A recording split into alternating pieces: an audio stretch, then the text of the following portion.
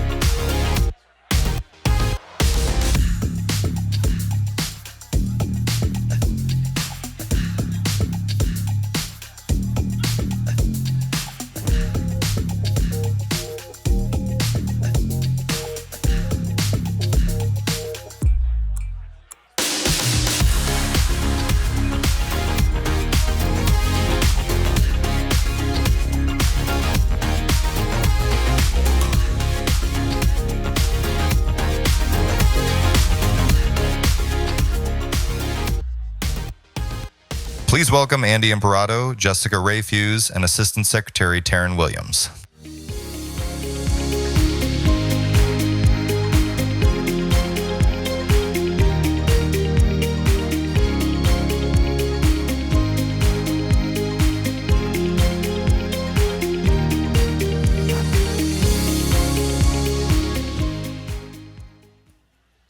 Good morning, everyone. It's very bright up here. We are excited to be with you. I'm Andy Imparato. I am the CEO of Disability Rights California, which is a civil rights advocacy organization based in Sacramento. We serve people with disabilities across California. And more important for this purpose, I'm Senator Harkin's former disability policy director and have had the pleasure of planning many Harkin summits and attending many Harkin summits. So we're excited today to talk about the legacy of the Harkin summits and the future of the Harkin summits with folks. All of us have attended multiple Harkin summits. So just for some quick introductions, let's start with Jessica Rafuse from Microsoft. Jessica, what do you want the audience to know about you? Well, it's great to be here. I want you to know how excited I am to be about people who are equally as passionate in this area as I am. I lead strategic partnerships and policy at Microsoft. And what does that mean? Well, I get to work with organizations outside of the company to help them with their accessibility journey, share the learnings, but also learn a whole lot from folks that are within the nonprofit space, could be for-profit, could be those Microsoft technology providers. That's how we really scale. And of course, policymakers and government. Is that good? That's great. Do you want to say anything about working for the Equal Employment Opportunity Commission or Starbucks? That was a lifetime ago, but I would love to. Does everybody have their Starbucks this morning? I'm still a shareholder, so keep on drinking those coffees. I started my career actually for the federal government, where I was an administrative judge for the EEOC. And that was an incredible experience at the beginning of my legal career. I'm an attorney. I'm now a retired, recovering attorney. And then after I was an administrative judge, I thought, how can I have a stronger impact earlier in the employment life cycle? I was receiving cases on my desk of disagreements that turned into catastrophic moments of people's lives, truly devastating. And I thought to myself, how can I help train the respondent, train the bad actors, and how can I help support the people who were being subjected to bad behavior? So I moved over to the university setting. I worked at the University of Washington and I investigated claims of employment discrimination. And at that point, I took all of those learnings and I said, ooh, let's do this in corporate America. Let's see what we can do with the power of a company the size and scale of Starbucks with 300,000 employees worldwide. When I was there, I was the only wheelchair user. I don't know if anyone has ever been to a Starbucks and seen a barista who uses a wheelchair, but out of 300,000 employees, it's pretty lonely to be the only wheelchair user. But that created an opportunity for me to reach across disability segments and meet people with mental health conditions and learn how they were applying this lived experience to being a pretty knockout barista when you can relate to the people that are coming in and day out and share with them your lived experience. Or it could be people who are neurodivergent, deaf, hard of hearing, the amazing store that's just outside of DC. And then after that, I got a phone call from someone over at Microsoft who had just been asked to become the Chief Accessibility Officer, Jenny Leigh-Fleury. And she said, come on, you gotta do this with me. So I changed my career, headed to Microsoft, and took on something completely different for the last 8.5 years. Great, and for the international audience, the U.S. Equal Employment Opportunity Commission is the federal agency that enforces civil rights in the workplace, including, but not limited to, disability. And I also worked at the Equal Employment Opportunity Commission at another point in my career. So let's move to Assistant Secretary Taryn Williams, also a former Harkin staffer. Taryn, what do you want the audience to know about you? Good morning, everyone. I'll echo my panelists, my co-panelists, and say I'm thrilled to be here this morning. As Andy shared, I serve as Assistant Secretary for Disability Employment Policy within our U.S. Department of Labor. And a quick overview of what that means. It means that I have the privilege of leading our Office of Disability Employment Policy. It's a small, non-enforcement office, so we focus on policies. And it was created a little more than 20 years ago by Congress to bring a singular focus across programs, across policies, across agencies, ultimately with that goal of advancing disability employment, or as I so often hear Senator Harkin say, to actually meet the unfulfilled promise of the ADA and achieving self-sufficiency, economic self-sufficiency for people with disabilities. I've been in my current role for about 3.5 years. Like I think likely many of you, I didn't start out thinking that I would assume the role of Assistant Secretary. I have a long history with my agency. I got started in ODEP, as we call it, or ODEP, back in 2009 with the youth team. My background is in education and policy, and I was particularly interested in that transition of youth and young adults with disabilities into the workforce. That was because it was my background. It was also because of my own experience transitioning into the workforce and sort of grappling with what does it mean to be a young person who needs benefits, whose career path is intertwined with the fact that they are living with a chronic condition or a disability. That winding path within ODEP led me to working with Andy Imparato, and if you all know Andy, you might stop working with him directly, but you never stop working with Andy. He is a mentor to many, a friend, a colleague, and so that's how I came to be here. And I'll just say one additional thing is that not so much about what I do or what I've done, but about who I am, because I think it's so critical to this work. I am joined here by my mother, who is in the background, right over there, raising her hand. And often when people ask me sort of the why of this work, I tell them about how I grew up. And I acquired my chronic condition at the age of 5 and still don't know how my mom managed everything that she managed. But I do know that she raised me with a very fierce focus on self-determination. From the earliest start, she was like, you will go in, you will ask the questions, you will direct your care. I am not even here in the room. And if a doctor would turn to ask her a question, she would direct them to me. And that, I didn't realize it at the time, but the longer I do this work, I realize that it's such a deeply seated value that I have, that we should, as individuals, determine our future. So she's here because it's the holidays, but she's also here because I would not be in this community without her. That's all.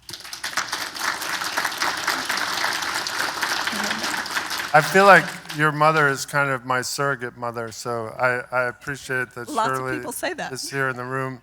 Shirley and I both live in Sacramento, although I usually end up seeing her in Washington, D.C. or Belfast or somewhere else. She travels even more than I do, which is saying a lot. So I'd said to her, I'm just thinking about what we have in common. We all have West Coast roots. I grew up in Los Angeles. Taryn grew up in Sacramento. Jessica, you grew up in Seattle or Washington State. And then we all worked for the government at one point in our career, different branches of the government. And I feel like we're all brilliant. So we have a lot in common. But I wanted to ask Taryn, as somebody who's currently in government, you're an assistant secretary confirmed by the Senate. That's a very high level position, working very closely with a great Secretary of Labor who's really prioritized disability employment. You were the disability liaison at the Obama White House. You worked on the Hill for Senator Harkin. You've had a lot of big jobs. From your perspective, how are international conferences helpful to you in your domestic work? I know you just went to a G7 ministerial meeting that we heard about in the opening plenary, but talk about kind of how we learn stuff from the rest of the world and how we can maybe get inspired by what's happening in other countries. Yeah, thank you for that question, and I appreciate that you said inspired. I have had the opportunity to participate now in a few Harkin summits, including the first one that took place in 2016 when I was still at the Department of Labor. And I remember thinking then, and I still do now, that it was so critical for us as a small agency, but also as a government, focus on disability employment, to have that space and that opportunity to learn from our peers abroad. And I've only seen that grow over the last decade or so. I think we all know and we can see the ways in which global disability inclusion and global discussions around disability employment have been transformed. But also what I've seen is the development of a cadre of leaders. And this is something that I want to continue. So I see it has started.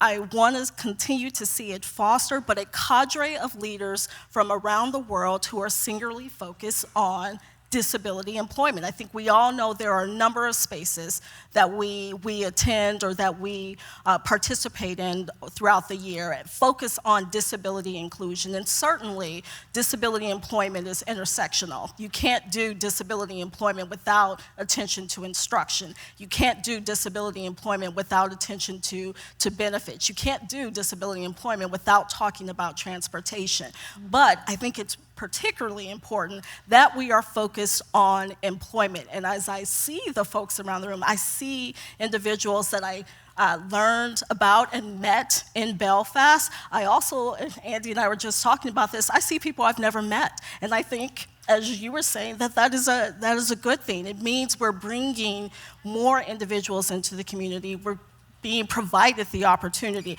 to foster different conversations about what it will actually take to close that disability employment gap that persists in every single country. So I'll just give a couple of recent examples of how it's hard to do disability policy work in the United States and be ignorant of what's happening around the world. One example, in the United States, we had the agencies that oversee disability statistics collection say that they wanted to adopt the Washington Group questions, which is an international standard for identifying people with disabilities.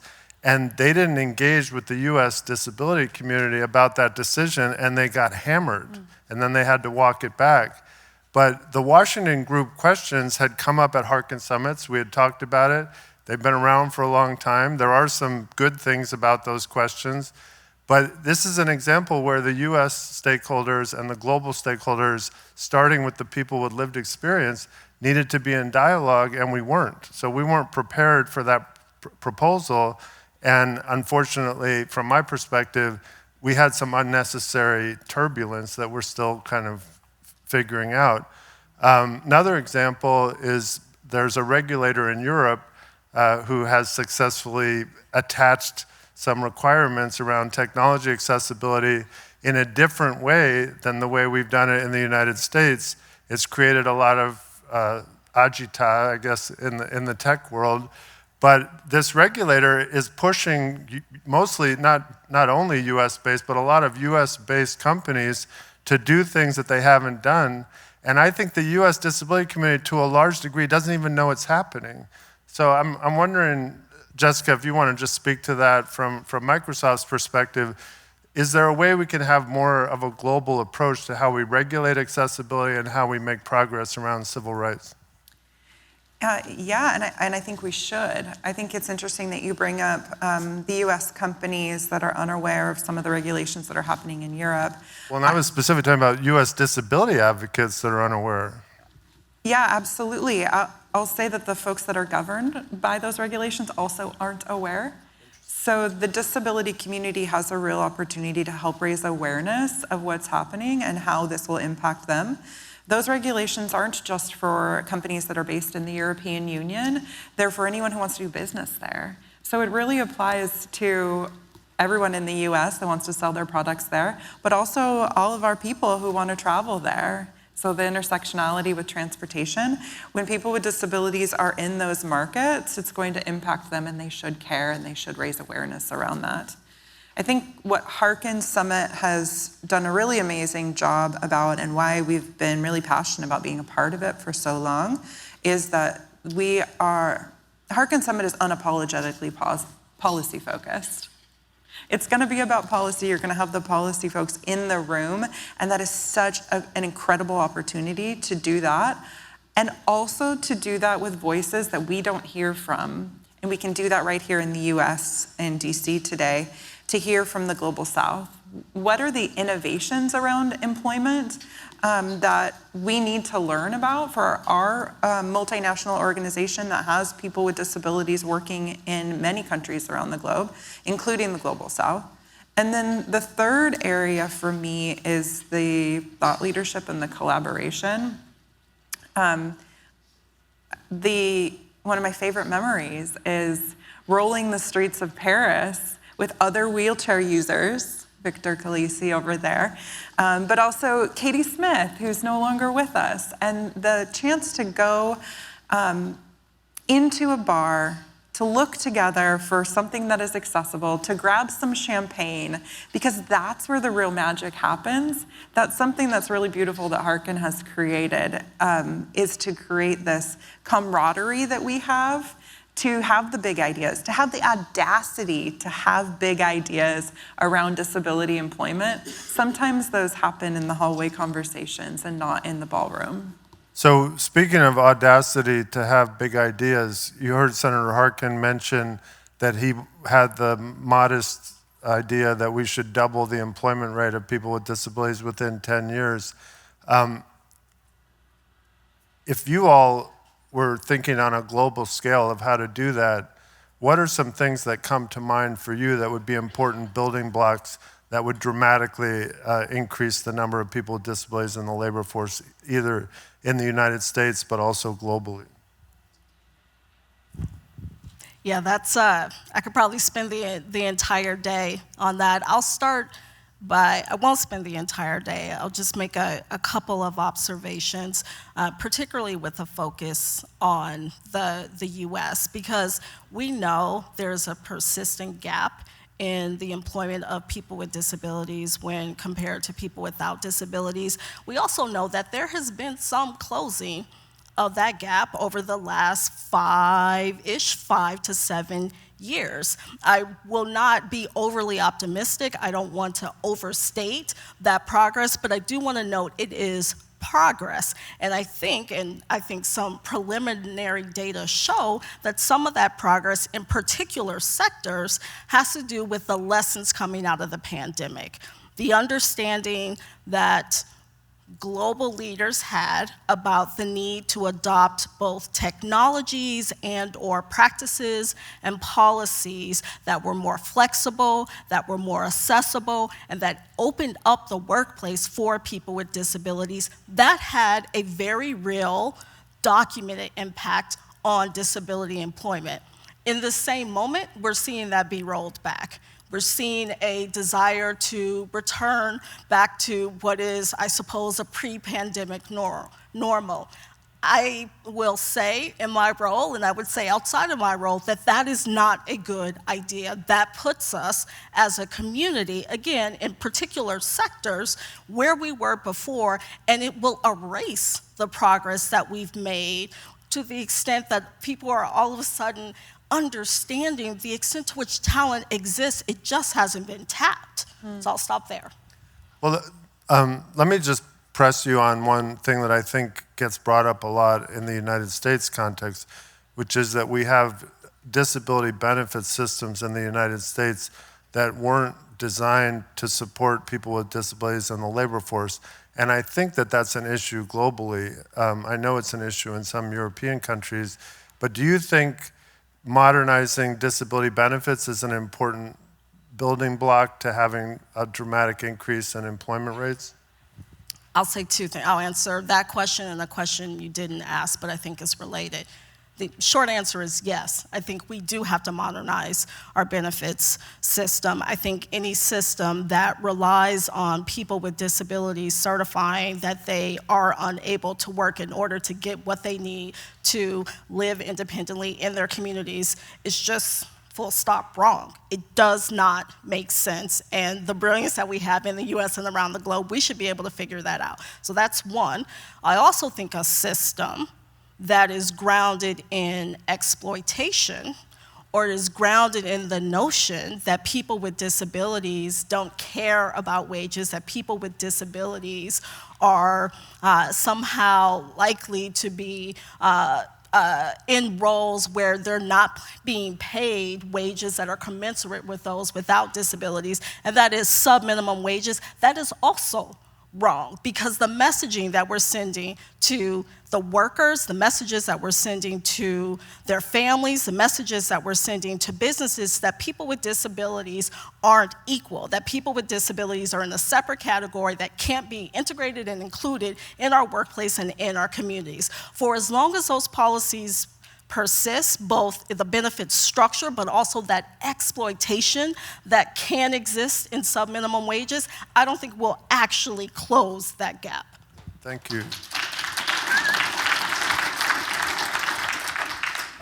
So Jessica, thoughts on things that Microsoft or you personally would like to see that would dramatically increase the participation in the labor force for people with disabilities? Oh, I feel like you're giving me permission to geek out for a second here. Have at it. Is everybody ready to geek out a little bit about the technology? Okay, amazing. Okay, remember 2 years ago, it was Thanksgiving, and we were all on our phones playing with ChatGPT? Remember we were creating like wild images that were like cats in space, and we were all doing ChatGPT. I've never done that. What? It's so fun. MicrosoftDesigner.com, have a good time. You can create anything you'd like there. So there is this wave of AI coming, and we're seeing this in a couple ways. First, people with disabilities are first adopters. People with disabilities love the technology, they embrace it. They're teaching people without disabilities why AI has a potential to augment their lives. It's an amazing thing that's happening. The second thing is that we've got the responsibility to build that technology accessibly, and we cannot do that alone. If we're going to build the workforce of the future, we need people with disabilities to be trained on how to use the technology. We need people with disabilities to include their data so that we can build the technology in an accessible way. So there's a huge opportunity there to do it. And why is that so important for employment? I will never forget, I was sitting in the hackathon tent. Do y'all know what a hackathon is?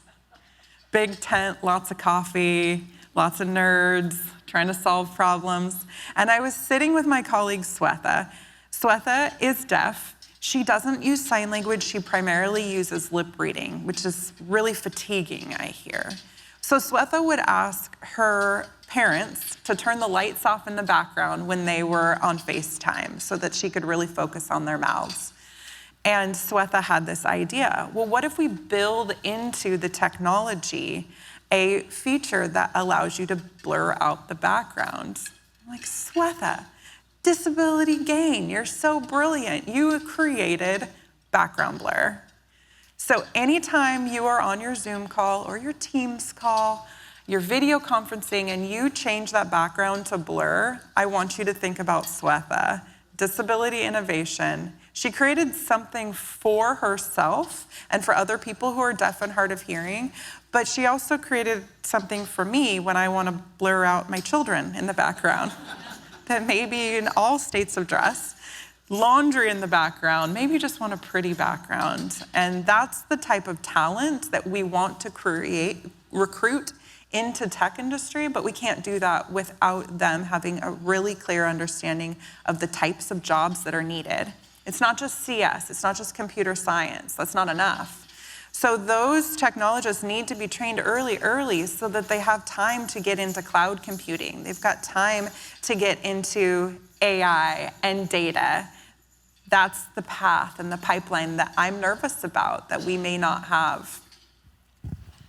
Go ahead, Taryn. Yeah, There's a lot to unpack, Taryn. There was a lot to unpack, and I actually want to go back to how you started, something that occurred to me, and it's bringing together several different strands related to AI. First, I know there will be conversations about AI, so I don't want to necessarily diverge all into that, but I will say This is the most important conversation about AI. I knew that Andy would say that. But I remember 2 years ago when a lot of people, including my chief of staff, who's in the back there, was talking about, he was like, ChatGPT, it's great, you've got to download it. You could do this, think about it. It can draft accommodation letters. It can do the work. Think about the classroom. And I was like, I don't know. Listen, I'm just trying to work my iPhone right now. And I was really resistant. And I will, to this day, tell people I am not a technologist. I am not an expert in AI.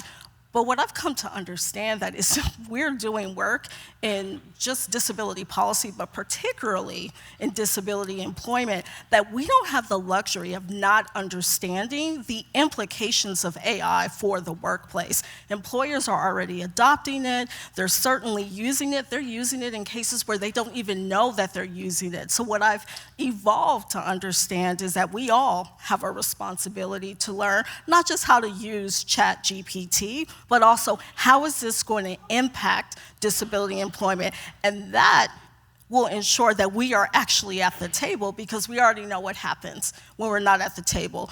During conceptualization, during procurement, during deployment, and ultimately the implementation of AI in so many different ways, we get left out. So I'll just stop there.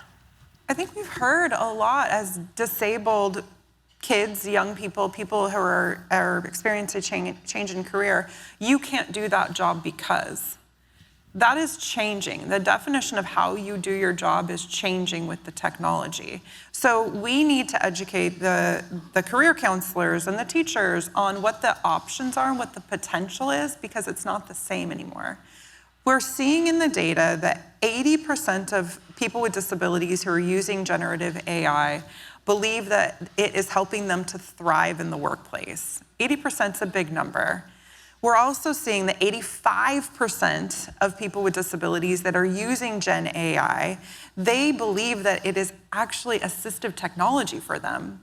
And this changes how we think about accommodations, because when we build in this type of assistive technology that may have been something separate in the past, when we build it in, it becomes something that someone can self-serve. And your mom would love this. She would love the fact that you can go in and you can direct how you use the technology without asking anyone. It's built in already. So let me ask both of you if you're concerned about a racial gap or a class gap around adaptation of AI. My son teaches computer science in Philadelphia, and he said that the white kids that he teaches are much more likely to have played around with ChatGPT than the black kids that he teaches in Philadelphia. Now, that's just one example, but I'm just wondering, do you feel like we're doing enough to acquaint the population with AI at an early age so that, they can be natural adopters of it? Two responses. I do know that there are, from the work that we do at the state and local and regional level, that there are really inclusive policymakers that are thinking about how we ensure that we build competencies and pedagogy around AI into early schooling. I'm not going to go into like K-12 education, but I see some promise in understanding that in the same way that maybe decades ago, I needed Mavis Beacon teaching typing, and then I needed to learn how to use Microsoft or WordPerfect. My mother's laughing at me in the background. Like, it is important that youth and young adults today know how to use AI. But there is another piece that scares me, and it comes from the workplace lens, and that is thinking about employers who are building AI tools, deploying AI tools meant to help them with hiring, and they're norming them around their existing workforce. Like, I don't need to tell anyone in this room, I think, about the gaps that exist across so many different levels of diversity, including race, including gender. We know there are wage gaps. Certainly that impacts disability. So if you're norming your tools around the workforce that you have instead of the workforce that you want, then you already have disadvantaged people with disabilities. And if you don't realize that you're doing that, then you're even further behind. So that's what terrifies me. Any perspective, Jessica, in terms of addressing racial gaps or gaps around income as people access AI? Yeah, your question was, are we doing enough? And I think the answer is no, we can do more. Not only on the user side, but at the very beginning of the product lifecycle, we're talking about a huge data desert when it comes to people with disabilities using technology. And that's what we build the AI on. So we recently did a huge, first of its kind deal with Be My Eyes. Be My Eyes is a provider of services for people who are blind or low vision to have a now AI agent describe the world around them. But before, this was all done with humans. And the interesting thing here is that it is really the first multimodality data deal that has ever been done, that we have both speech, we have visual representation, and we have people with disabilities who are actually creating the data. So we have to take that and bring that in, and there is a need to do more of that. I digress. I told you I was going to geek out for a minute. I'm done geeking. So I just want to say I've been thinking about AI since I was a child because those are my initials. And I actually have an AI sticker on my car, which is Assateague Island, just in case you were wondering. So what I want to do now is just focus on the future of the Harkin Did Andy Summit. Imparato invent AI? You heard it here. Yes, according to it. I co-created it. You need a patent. There you go. So I think my parents actually deserve credit for that. But the thinking about the future of the Harkin summits, I know they're talking about doing one in South America next year. You had, Jessica, mentioned that there's going to be a big global event in Japan in December that the Valuable 500 is doing. The Valuable 500 was part of the Harkin Belfast. They were part of a virtual Harkin summit that we did during the pandemic. Senator Harkin's vision going back to 2016 was to try to get high-level business leaders to come together, learn from each other, learn from others, and then go out and lead. And it's been hard for us to get CEOs. I think we had the retired CEO of Unilever participate in the virtual Harkin Summit in 2020, and that was because of the relationship that Caroline Casey had from the Valuable 500.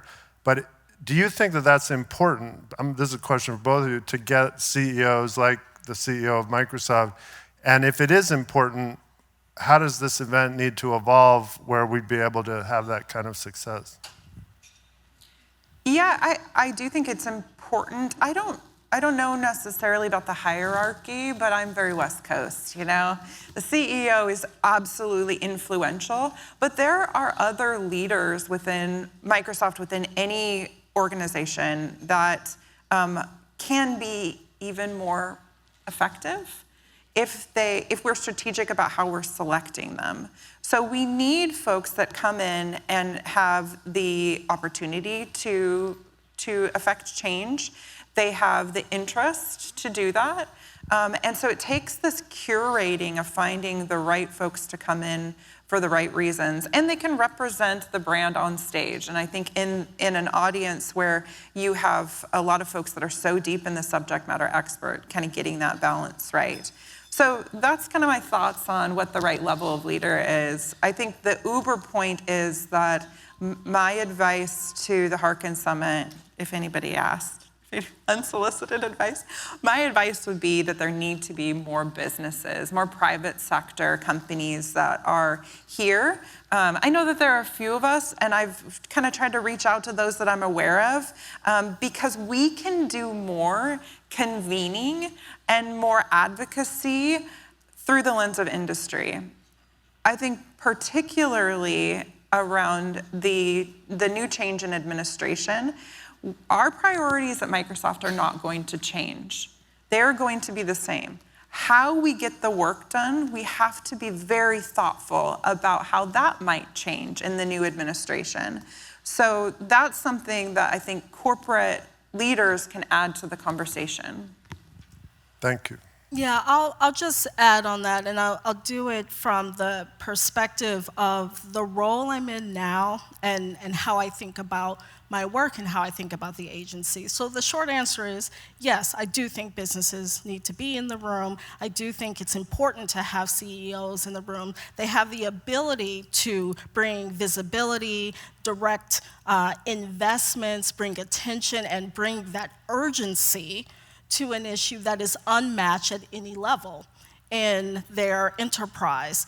But as someone who is an assistant secretary who's appointed by the president, whose role will come to an end in several weeks, it's important for me to be on this stage, yes. I have certainly led the work at ODEP for the last several years. I've tried to the greatest extent possible to embody the values of the disability community and to bring them to bear on the work that we do inside the agency and with all of our partners. But ultimately, come January 20th, I will no longer be in that agency. But my colleagues will. I already pointed out my colleague, the Chief of Staff, Rob Trombley. The lights are blocking it, but I know Lou Orsling, who leads our employer policy, is also in the room. That matters. It's not just, yes, you're meeting me, and I will continue to do this work no matter where it is, but it matters who else is in that organization. So yes, CEOs, yes, those leaders, and ensure that you're building those relationships and the infrastructure to support disability employment at every single level. And I would argue they're more important than I am because they know how to get the things done when I'm bringing amplification.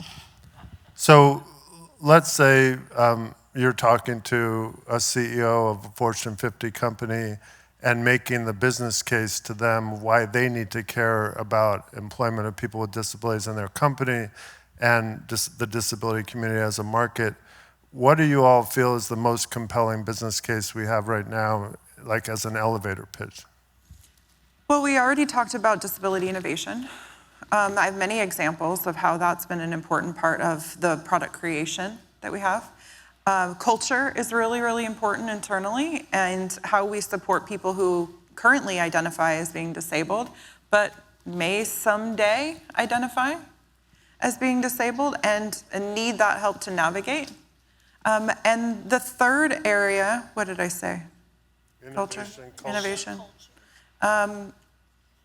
It was really good. It's gone. There may be an AI thing that can help you with that. Something AI. Oh, I remember. Economic impact. That's what it was. Someone write that down.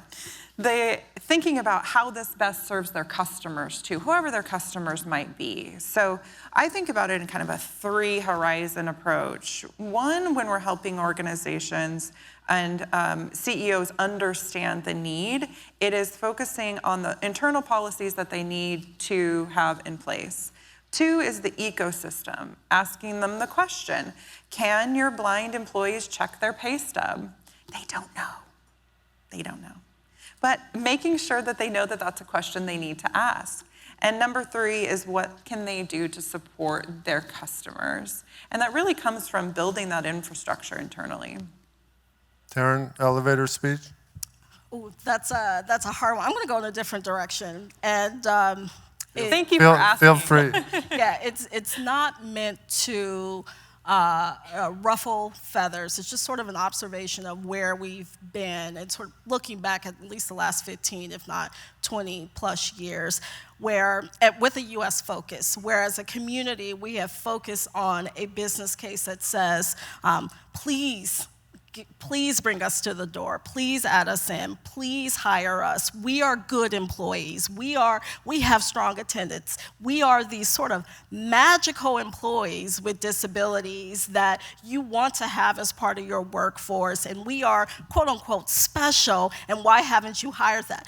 I dream of a world where we get away from those messages, because I think it marginalizes us further. And one, it's often built on a stereotype of a particular person with a disability that in no way captures how diverse and heterogeneous our population really is.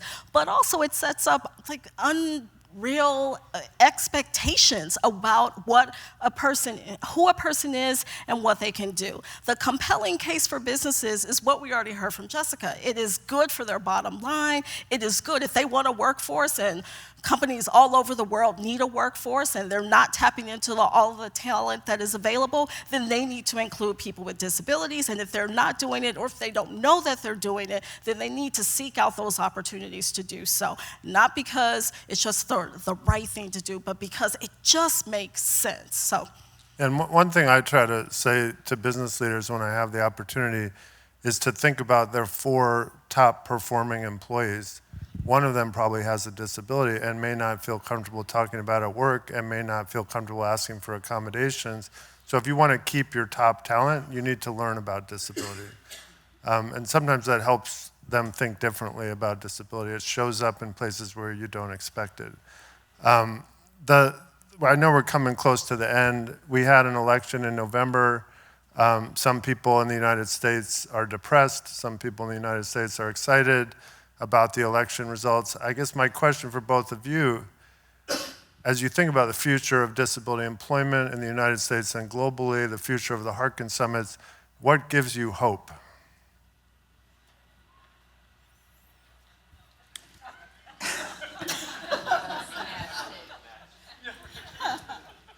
No, I mean, yeah, I think it's certainly a challenging time, and the uncertainty is something we've experienced before. We have been there before, and I think that's an important thing to remind us all the way over in Seattle, that this is an experience we've had in the past, and we've been able to navigate it.